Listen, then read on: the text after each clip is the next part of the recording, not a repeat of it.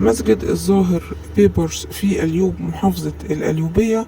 والظاهر بيبرس حكم مصر والشام 16 سنة بعد مقتل قطز في معركة عين جالوت بعد انتصاره على التتار.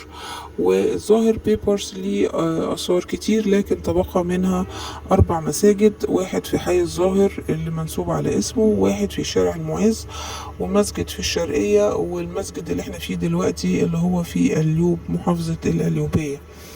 الجامع تم إنشاؤه عام 1269 ميلاديا، وأمر السلطان بإنشائه، وكلف عائلة الشواربي بإنشاء الجامع. وعائلة الشواربي كانت من أعيان أليوب، وكان لهم أراضي كتيرة جدا في أليوب، وهما اللي قاموا ببناء الجامع على مساحة 1600 متر. الجامع تم عليه عدة ترميمات من العصر المماليك وعصر العثماني وعصر محمد علي، وآخر مرة تم ترميم الجامع كان سنة 2016.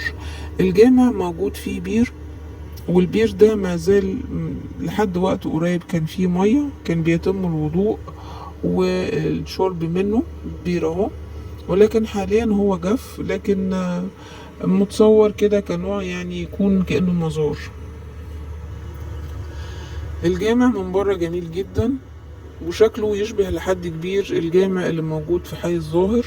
كل جوامع الظاهر بيبرس تقريبا على نفس الطراز المعماري المملوكي. تم افتتاحه مؤخرا زي ما قلنا بعد الترميم عام 2016 في عهد الرئيس عبد الفتاح السيسي.